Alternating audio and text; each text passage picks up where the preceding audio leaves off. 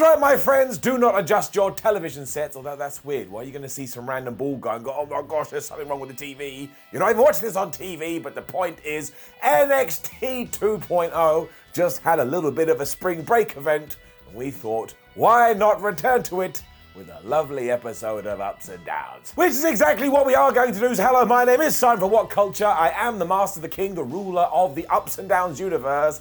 You can see why Vince McMahon does it. And it's time to take the broken finger of power, the hand of power, and give the good bits and up and the bad bits are down for NXT 2.0 Spring Breakin'.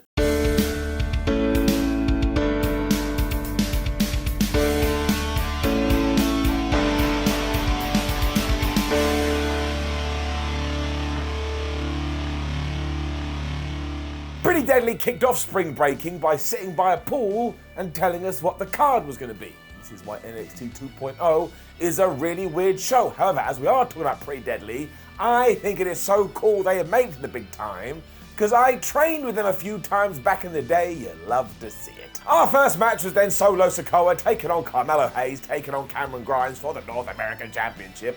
And this is why NXT, whether it be 1.0, 2.0 or 79.69, will always be a good show to watch, because when you get talent like this and you say, hey, go out there and have a good match, they will smash it. Hayes got whooped in the early going so that Sikoa and Grimes could go at it instead. And then poor Carmelo. Every time he tried to get back on the ring, like he'd hop on the apron, he would be knocked back down to the floor. But this was a wonderful metaphor and analogy for life, because eventually he was able to get back in there because he refused to stay down.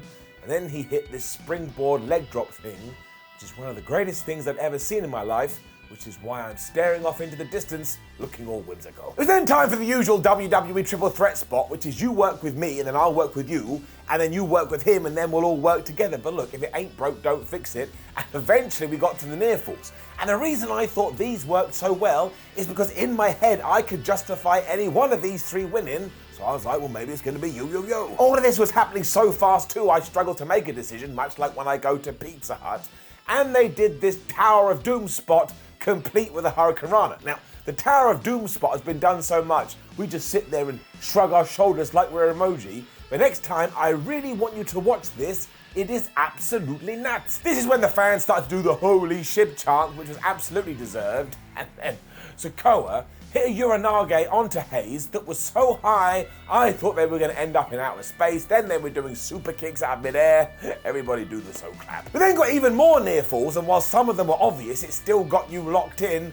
And when Solo was able to hit the Samoan drop, or at least he was going to, Cameron Grimes jumped off the top rope. He hit his double foot stomp. He kind of stole the pin, but not really. He just used his head. He is still your champion, and I'm giving this an up. Even if for some reason you're watching Ups and Downs, but you don't intend to watch NXT, make sure you check out this match. Mandy Rose was then going to get a tan, so my first question was, why would anybody film this? You just going about your day-to-day errands. However, when she did go in the sunbed, this is when Wendy Chu turned up, and even though the timer was on 10 minutes, she extended it. And I was like, right, well, she needs to be arrested because that's attempted murder. People have died in that kind of situation, but apparently Wendy Chu doesn't care. So at the very least, she should have been brought into questioning, and of course, Mandy was all red by the end of this. I was just like, remember that first match and now this? What a 180. We also saw Nathan Frazier getting ready for his big NXT debut later. When Roderick Strong turned up, it was a little bit awkward. Because it sounds like he's not going to get his NXT release, so we'll have to see how that one plays out. And of course, he was talking to the Creed brothers here, and basically was like, I'm the leader now. And I was like, where's Malcolm Bivens? But they're never going to tell us. It does feel like Julius and Brutus are done with his nonsense though, so I guess we're going to spin that way. When Duke Hudson and Indy Hartwell were being all kind of lovey-dovey with each other. There was of course no mention of their friends either, because we must stay quiet and pretend it never happened. And then Nathan Frazier did debut on NXT 2.0, and let's keep it nice and simple, up. He was taking on Grayson Waller, and amazingly too, he won. Now this was thanks to Andre Chase, who came out with an air horn that made us sound so loud. Grayson Waller just fell off the top rope. I was like, I'm now watching a kids' TV show. But when it comes to WWE and people making their first big debut thingamajigs, as long as they get the victory, I don't care how they do it. The commentary team were really good as well, because they kept telling you, oh hey, he was trained by Seth Rollins, and name association is really important. And then he was just flying around the ring like a bird. Now I get that sounds a bit weird, but he's just so good at it. Certainly he wasn't able to be the highlight of this match though, because at one point Grayson Waller got a beach ball and he popped it like, I'm the worst villain on the planet. As I just said, kids' TV show. I also liked it when Waller pretended he was Seth Rollins, and this annoyed Nathan Frazier so much, he was like, don't you disrespect my captain. He then just opened up on him, and he also did this dive. And I know we see 800 million dives every single week, but there was something about this one, he should keep it up. He also took this horrible bump off the top rope, which is when Andre did come out, and Baze just went, and Grayson Waller took this pratfall, honestly. I couldn't help but laugh because I am an absolute goober. And Nathan was able to hit his Phoenix Splash, much like Seth Rollins. He got the 1, 2, 3, and I'm excited about this. I think old Nate is gonna break the mold. We then learned that Fallon Henry is coming to NXT and that she loves her horse. Not making this up, it's exactly what happened. We then went all skit crazy as we always do on NXT 2.0 as well, because Santos Escobar and Tony D'Angelo were sitting down together.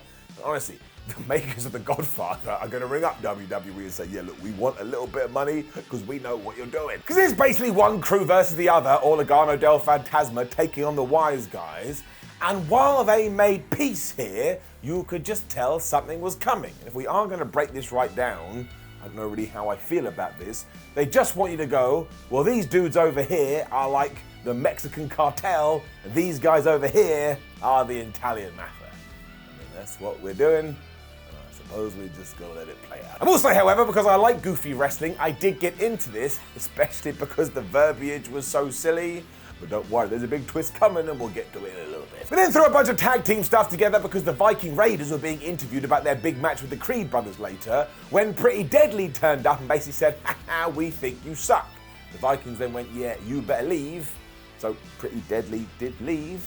At least they're good at taking instructions. This mad formatting of NXT then continued because Joe Gacy was just here in a darkened room, and he said, if I don't win the NXT title later, you better all be scared because bad things are coming and you're not going to be able to believe it. And like, what are you going to do? Let's say that he went and, I don't know, murdered Bron Breakker, which of course would be terrible. I'd be like, well, I'm not massively scared about it. I'm thousands of miles away. Anyway, moving on from that, we were back in the ring, finally, and this is where reviewing NXT 2.0 gets a little bit difficult. It was Cora Jade and Nikita Lyons taking on Lash Legend and Natalya, and was this the greatest match I've ever seen in my life? No, it's not. But do not forget, when you do tune in to WWE's third brand, or whatever we're calling it, it has gone back to being a developmental promotion, meaning there are people in the ring that need more experience, and the way they're getting experience is by doing it on TV. Now, I'm sure everybody involved would rather do this away from the cameras, but nobody is going to turn away from the opportunity. And once again, WWE has made this abundantly clear, so criticizing it and then watching it seems ridiculous. So while this was slightly hit and miss, I would feel like a right idiot if I started criticizing it. It's like, imagine Gordon Ramsay walks in here right now, he's like, oh, someone else, Simon, you don't know how to bake a cake. Because something's gone wrong with Gordon Ramsay. I'd be like, well, no, I don't know how to bake a cake, and why am I on your television program? We didn't come up with this at all. I mean, that didn't make any sense, but you take my point. It's why seeing Lyons, Jade and Legend in there with Natalya can only be a good thing, because she's really good and she's got a ton of experience and she can place that upon them. And also, when you do sit down and observe the show in this way, I actually think it has an interesting twist to it, because you see these people getting better, you see them improving, you see them failing, you see them succeeding, and I actually think that builds a nice relationship with these professional wrestlers. And that's why I like it. It was Nikita that got the hot tag, which probably makes the most sense right now because she is super over with the crowd, but her inexperience cost her here because she didn't see Natalya tag in Legend. Although, this then went really badly because Natty went to break up a pin and she drop-kicked her partner right in the face. This allowed Lyons to do her split-legged thingamajig when Cora Jade came off the top with a senton. She pinned Legend for the 1, 2, 3. I thought all of this will fine. Natalya will go on to work with whoever the hell she wants to work to, including Cora Jade. Well, I'm going to give it up. It was right back to the insanity after this, and you do have to give it a down because NXT has way too many of these, to the point you can't keep up with them or let any of them process. When Tatum Paxley told us, I'm entering that women's tournament and I'm going to win. She's a power lifter, so she's going to lift her way to victory or something. When we also saw Gigi Dolan JC Jane heading to the beach, because of course they were. It was all sexy bikini stuff, so you can make your mind up about that. But this is when Wendy Chu was back, and once again she was committing crimes. Because she was joined by Roxanne Perez here, and do you know what they did? They stole toxic attraction stuff, including Grand Theft Autoing their car and driving it down the street. Now, admittedly, that is a waste of time crime, but it still counts. The point was, when Dolan and Jane were done and they went to get back in their vehicle, they couldn't without walking on the hot pavement. So like, oh my gosh, the warmth. I was like, that's the silliest thing I've ever seen in my life. I was dying. I was laughing again, but I was entertained. If you are going to do ridiculous stuff, I enjoy it when people commit to the point. You ain't gonna believe it. Hello, comments. I'm giving it up. The Creeds then beat the Viking Raiders. And then call me Shirley and give me a wig. I mean, it's good on one hand because Julius and Brutus do have something, so let's big them up as much as possible. But I just have this worry deep down in my tum-tum that WWE doesn't understand what they have with Eric and Ivar. I mean, if they can't even get a win on NXT, what the flub are they going to do on Raw and SmackDown? I mean, it was really good because it was just big men slapping man meat. We know how that goes, and they were punching each other and throwing them around the ring. And at one point, Ivar was on the ring apron and he did a dive onto the outside. I mean, he splashed a guy. Julius was also manhandling Eric with a suplex back in the ring. I was like, man, that's really impressive. And as ever, we went to the near falls. And even though I thought the Vikings were going to win, this is WWE, so they planted that seed of doubt very well. There's also this nut superplex spot because, again, they're such gargantuan men, I do not expect it.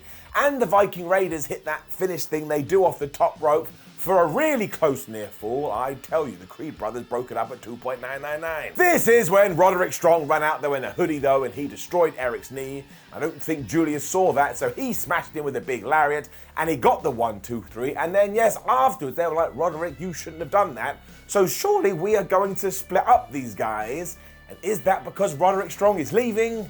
I really don't know. I mean, the last reports say he ain't going nowhere. Still, though, I definitely enjoyed this for what it was. It was a really good tag team match, and I'm giving it up. We then had more kidnapping. How is this allowed to still be in place? I mean, somewhere Rick Steiner would have been like, great. But it was AJ Galante who did indeed get kidnapped by Legado del Fantasma. And my big question is, where are they going to keep him? Do they just have like one massive cupboard they're going to throw in there? I have no idea. We also then had another one as we learned that Alba Fire is coming to NXT next week, even though it's just Kaylee Ray. Although now she has a baseball bat, there's also a torch. I was like, good for her. Following this too, we had masturbation jokes. Now, as we said on AEW Ups and Downs a while ago, if you talk about jizzing on a title, I'm automatically going to give you a down. So it comes the same for the 5-knuckle shuffle. If you bring it up and start joking about that, you're getting it down. But it was Brooks Jensen and Josh Briggs, and of course the latter has hurt his wrist. So for some reason the doctor said, well, can I ask why you use your right hand so much or something? I mean, maybe it's about carrying a bag, maybe it's writing, maybe he enjoys shaking people's hands, but no, we had to pretend it was about tugging yourself off. We don't need to do it down. The main event was next, and it was one of these where he wanted to make it feel like a big deal. So after Joe Gacy had done his big entrance and turned it all black and white, we saw Bron Breakker in the back, and he flipped the switch, and that returned colour to proceedings. Thought it was a nice touch. We were also told that the NXT champion was wearing a singlet from his dad's collection, which also is a little bit strange, because what did he go round? They picked it out together. And look, they had a decent match. The big question going into this is, oh man, how's it going to be? Because Braun isn't working with a Dolph Ziggler, and Braun isn't working with a Tommaso Ciampa. And sure, the overall level came down, but for the last match on an NXT 2.0 program, I thought it was fine. It also shows that right now, Braun is excellent when you put him with the right guy and will come into his own as the weeks and months continue, but also that Gacy has a bunch of potential. So it's that whole NXT 2.0 thing again, it's just doing what it needs to do. There were a few squiggles too, especially with this one belly to belly that did not go right, and I was like, man, I hope he's okay. And the real issue, if you want to talk about problems, is that not one single person in the NXT arena, or maybe watching at home, believed that Bron Breakker was going to lose his NXT championship, and they were correct because that would have been potty. The finish was kind of good though, because Joe went to do a handspring off the ropes. Bron Breakker was able to get out of the way. Then he absolutely murked him with this spear out of nowhere. He got the 3 count. And then behind him, as the show went off air, these 2 druids were just looking at him. I don't know why NXT is so obsessed with this stuff, but I can't pretend I don't enjoy it because I do, and I'm giving it up. Which brought us to the end of the show, and yeah, I thought it was okay, and I'll level with you, keep this between you and I always think NXT 2.0 is okay. I think it's designed just to be an okay show. Sometimes okay is fine, up. Now, please do leave a comment below and let us know what you thought about last night's episode of NXT. Like the video, share the video, and subscribe. Head over to WhatCulture.com where you can stay up to date with all the latest wrestling news. Follow us on social media, and believe you me, there's a ton of ups and downs videos. Why don't you watch one? My name is Simon WhatCulture. Thank you for joining me as always. I don't know why I saluted you, but I look forward to seeing you again very soon.